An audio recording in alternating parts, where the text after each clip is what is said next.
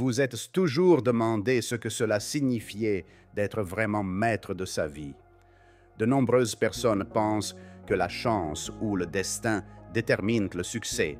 Mais Nietzsche, un philosophe qui remettait en question les croyances communes, avait un point de vue très différent. Il pensait que le véritable pouvoir résidait dans la capacité à contrôler ses propres pulsions au lieu de se laisser dominer par elles. Pourtant, la plupart des gens n'obtiennent pas de bons résultats. Nombreux sont ceux qui se laissent dominer par la facilité, la paresse et la peur. Nietzsche pensait qu'une tristesse fondamentale dans la vie de beaucoup de gens était leur incapacité à se contrôler.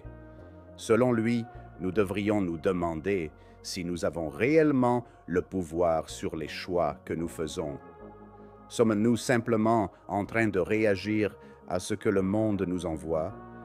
Faire preuve de discipline n'est pas seulement une pratique, c'est aussi une preuve de force.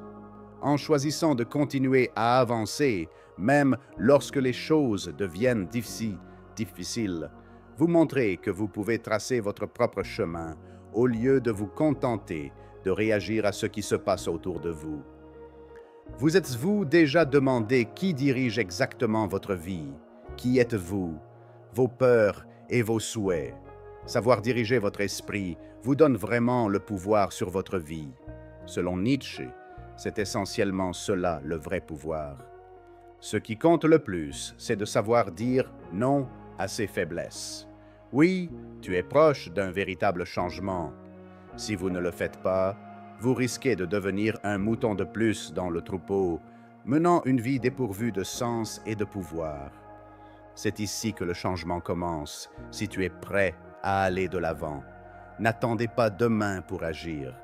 Partagez ce film avec toute personne que vous connaissez et qui a besoin de connaître le pouvoir de la discipline, et laissez un message ci-dessous. Faites-nous part de vos réflexions sur ce voyage et sur la façon dont la discipline a changé votre vie. Parlons de nos pensées. Par exemple, imaginez que la partie la plus difficile de la vie n'est pas de faire face à des forces extérieures, mais à vos propres défauts. Le jeu est terminé si vous ne pouvez pas y résister. Mais si vous parvenez à maîtriser votre chaos mental et à vous forcer, rien ne pourra vous arrêter. Selon Nietzsche, c'est cette capacité qui distingue les personnes vraiment fortes de celles qu'il appelle les suiveurs, c'est-à-dire les personnes spontanées qui se contentent de suivre le courant. En théorie, il semble facile de changer les choses. Il suffit de choisir d'agir. En réalité, c'est beaucoup plus difficile. Comme le dit l'adage, lutter contre ses propres habitudes, c'est comme nager contre un cours d'eau que l'on ne voit pas, mais qui nous tire toujours vers l'arrière. Après avoir promis de changer, s'être fixé des objectifs et s'être senti très motivé, vous retombez rapidement dans vos anciennes habitudes. Pour quelles raisons cela se produit-il? Selon Nietzsche, notre cerveau est câblé pour lutter contre le changement. Il aime rester dans la zone de confort connue, même si ce confort n'est pas suffisant. Ce comportement est dû au fait que notre cerveau fonctionne comme une machine de protection.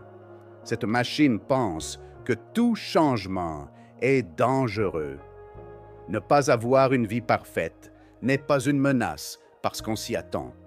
Nietzsche considérait cette tendance comme faisant partie de la morale de troupeau. La plupart des gens ne pensent pas à eux-mêmes ou ne résistent pas aux règles sociales. Ils vivent simplement comme tout le monde.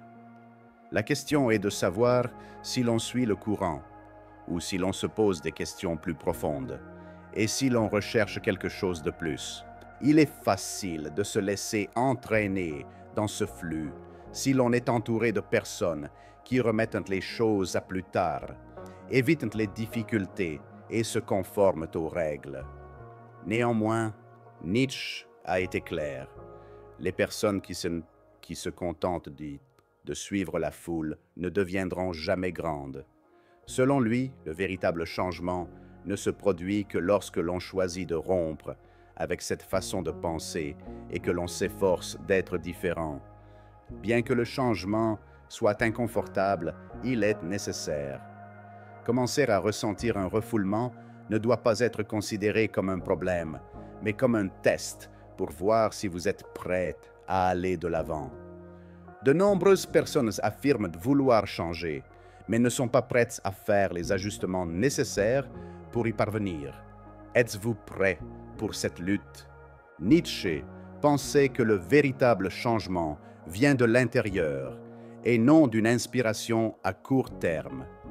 Lorsque vous perdez votre motivation, c'est la discipline qui vous permet de continuer. Faire quelque chose pour être discipliné n'est pas une chose ponctuelle. C'est un engagement pour votre croissance continue. Nietzsche pensait que les personnes qui veulent maintenant trouver quelque chose de grand doivent se préparer à lutter continuellement contre leur propre développement. Il y a beaucoup de confusion entre la discipline et la motivation. La discipline est ce qui vous permet d'aller de l'avant lorsque les choses deviennent difficiles, car la motivation n'est que temporaire. Malgré la fatigue ou le manque d'inspiration, chaque choix que vous faites et chaque action que vous entreprenez façonne votre avenir. Nietzsche décrit cela comme la volonté de puissance, la force intérieure qui fait que les plus grands veulent toujours plus. Ainsi, la discipline signifie être capable de rester fort lorsque les choses deviennent difficiles et de transformer cette ténacité en un outil de croissance. Une personne forte et prête à relever les défis de la vie choisira de porter ce fardeau. Vous ne comprenez pas encore tout à fait ce qu'est l'autodiscipline si vous avez toujours l'impression d'être une victime de votre situation actuelle. En revanche, si vous considérez chaque jour comme une chance de renforcer votre esprit et votre cœur, vous serez sur la bonne voie pour devenir vraiment fort. Le plus grand ennemi, selon Nietzsche, n'est pas à l'extérieur de nous, mais à l'intérieur de nous.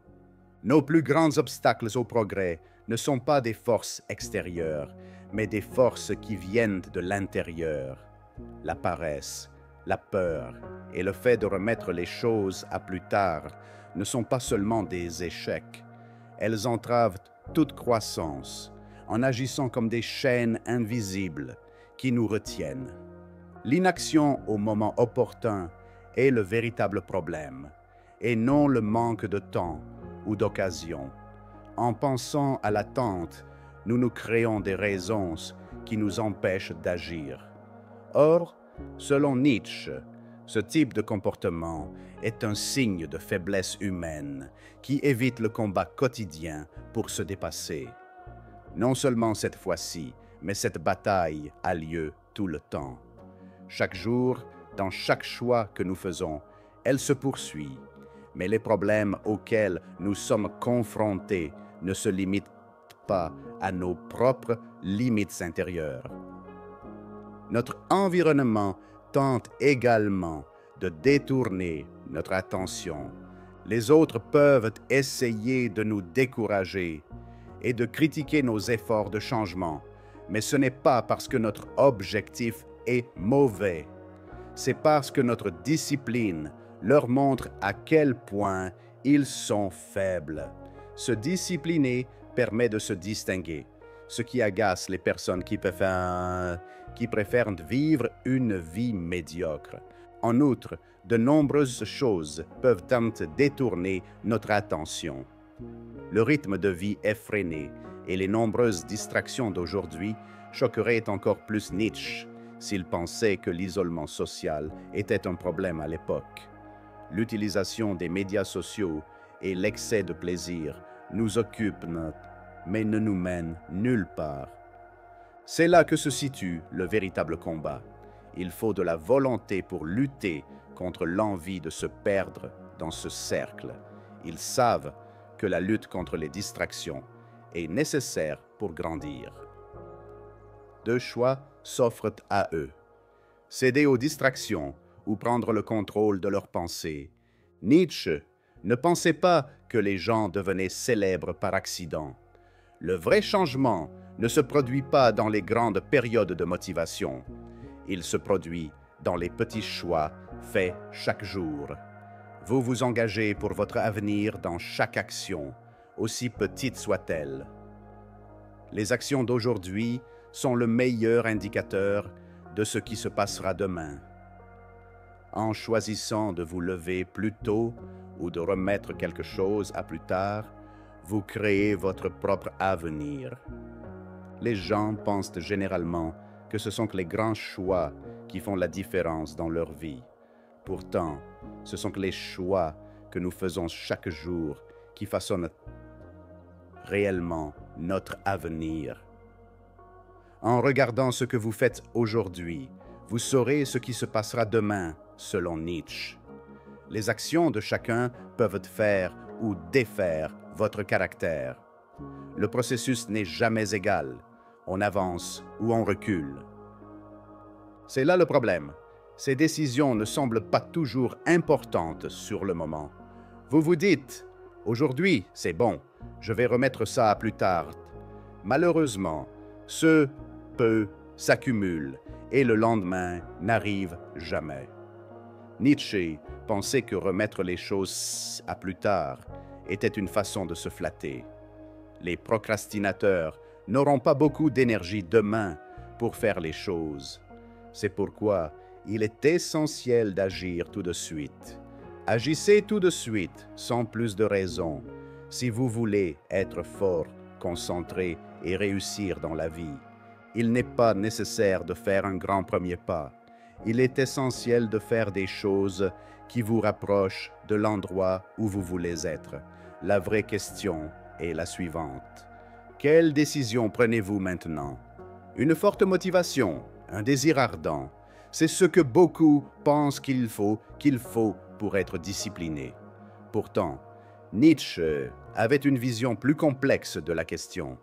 Il pensait que la douleur et la volonté étaient toutes deux nécessaires à la discipline. Tout le monde serait contrôlé si c'était facile. Mais les moments qui façonnent vraiment notre vie sont ceux où nous sommes confrontés à nos problèmes et à notre colère. Nietzsche disait que la clé de la résolution de tout problème est d'avoir un pourquoi fort. Lorsque l'on sait exactement ce que l'on cherche, les défis deviennent gérables. Les gens pensent généralement que la douleur signifie que quelque chose ne va pas et qu'ils devraient abandonner. Leur morale est bas et ils pensent que ce n'est peut-être pas la bonne voie pour eux. Pour Nietzsche, la douleur n'est pas si grave. Il pensait que la douleur ne devait pas être considérée comme un obstacle, mais comme un élément important du processus, une sorte de test. Certaines personnes essaient vraiment d'atteindre leurs objectifs, tandis que d'autres ne cherchent qu'une solution de facilité. Lorsque vous êtes frustré, vous avez deux possibilités. C'est à vous de choisir. En faire une raison d'abandonner ou une motivation pour continuer. Cette décision est la différence la plus importante entre les personnes qui réussissent et celles qui abandonnent. Les faibles disent « c'est trop dur, je ne vais pas continuer ». Les personnes fortes disent « c'est difficile, je dois donc devenir plus fort ». Selon Nietzsche, la douleur est un élément nécessaire et naturel de la croissance. Il pensait que les personnes qui veulent devenir grandes n'évitent pas la douleur. Au contraire, elles l'utilisent pour alimenter leur succès. Chaque tâche peut être un mur qui vous arrête ou une échelle qui vous élève à un niveau supérieur. C'est à vous de décider. En vérité, être discipliné ne signifie pas attendre le bon moment. Elle commence lorsque vous décidez que vous allez le faire, quoi qu'il arrive. Nietzsche désapprouvait l'idée de changement soudain et magique. Pour lui, changer les choses durablement signifie faire des choix dans notre vie quotidienne, comme changer nos habitudes ou entreprendre de nouvelles tâches. Si vous agissez chaque jour comme une personne concentrée, vous finirez par atteindre un état de discipline. De nombreuses personnes considèrent la discipline comme un choix qu'elles peuvent faire chaque fois qu'elles se sentent motivées. Nietzsche savait pourtant que cette façon de penser était bancale.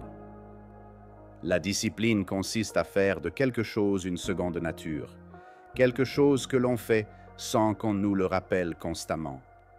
L'instauration d'habitudes y contribue. Par exemple, se lever tous les jours à la même heure, faire de l'exercice régulièrement ou apprendre régulièrement sont autant d'éléments qui vous aident à consolider votre identité. Ces actes finiront par être accomplis sans réfléchir. Nietzsche pensait que la discipline est un art qui ne peut être accompli qu'en la pratiquant jusqu'à ce qu'elle devienne le seul choix possible. Cependant, la discipline ne peut pas rester la même. Selon Nietzsche, le changement est permanent. S'en tenir à une habitude deviendra moins efficace si vous ne vous placez pas dans des situations qui exigent davantage de vous. Éliminer le choix est la clé facile, mais constante, pour rester discipliné. Les sentiments mis à part, faites ce qui doit être fait. Nietzsche n'a jamais pu rester immobile. Pour lui, la vie est faite pour les personnes qui en veulent toujours plus et qui ne se contentent de rien. Vous avez déjà échoué si vous attendez le moment idéal pour agir. Le changement pour le meilleur ne se produit que lorsque vous agissez, même si vous n'êtes pas encore prêt. Le plus important est de faire le choix d'aller de l'avant. Dès que la discipline fait partie de votre personnalité, vous ne pouvez plus l'ignorer. La discipline est une force qui change votre monde. Personne ne peut vous arrêter. Vous avez appris que la résistance que vous ressentez ne vient pas de l'extérieur, mais de votre esprit, qui n'aime pas le changement. Même de petites décisions peuvent vous rendre plus fort ou plus faible. Tout cela est maintenant clair, mais cela n'a pas d'importance si rien n'est fait. Ne vous préoccupez plus de cela si vous reprenez vos habitudes sans rien faire. Nietzsche pensait qu'il n'y avait pas de place pour les atermoiements. Choisis de changer ou contente-toi d'être une autre personne. Il n'y a pas de moyen d'être équilibré. L'immobilisme n'est pas une option. Maintenant, la question unique, directe et embarrassante qui subsiste est la suivante. Quel est votre but? Selon Nietzsche, les personnes qui ont un pourquoi pour vivre peuvent faire face à n'importe quel comment pour. Ne laissez aucun problème vous arrêter si votre objectif est suffisamment grand. En revanche, si vous ne savez pas pourquoi vous vous battez, n'importe quel problème suffira à vous vaincre. Qu'allez-vous faire maintenant? Réfléchissez. Si vous ne changez rien maintenant, vous resterez probablement coincé dans les mêmes schémas, habitudes et problèmes. Vous êtes le seul à pouvoir prendre cette décision. Nietzsche nous a déjà prévenus. Seules les personnes fortes vont de l'avant. Vous avez maintenant une chance. Allez-vous vous laisser emporter par le courant ou construire la discipline qui vous mènera là où vous voulez aller?